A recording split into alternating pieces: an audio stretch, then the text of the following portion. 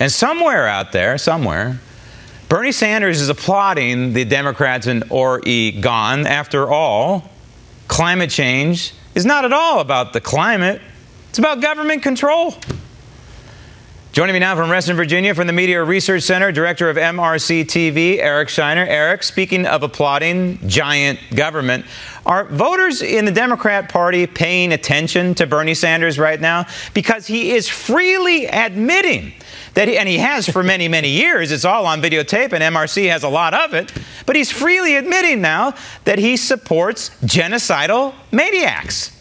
Well, you know, Fidel Castro had a great literacy program, and China did a lot to get people out of poverty. You know, these are what he says are facts, and he says facts are facts. You know, he ignores things like, well, you know, there's less people to distribute money to when you kill protesters or when you don't let families give birth to after a certain amount of children.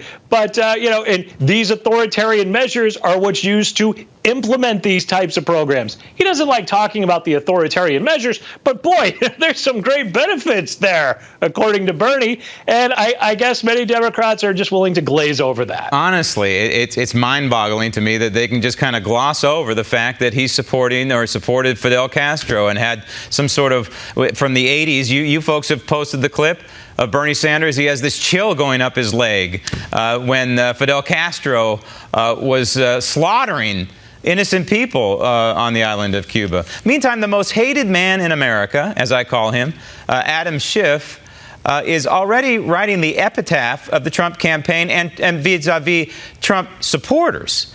I just guess that Adam Schiff has never read Mark Twain, and that the rumors of the demise of the Trump train, I think, is greatly exaggerated, Mr. Schiff.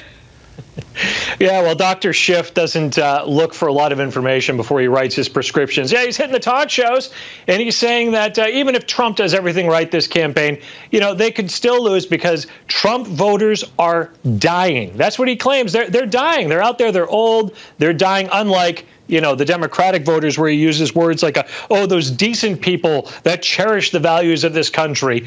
That's the Democratic voters that he hopes to get out. But Trump voters are dying. So basically, he's decided that if you like Trump, you're on your way out. You're dying. You must. Your life must be just about ending. Yeah, Trump supporters are dying, all right. They're dying to pull the lever for the president of the United States come November.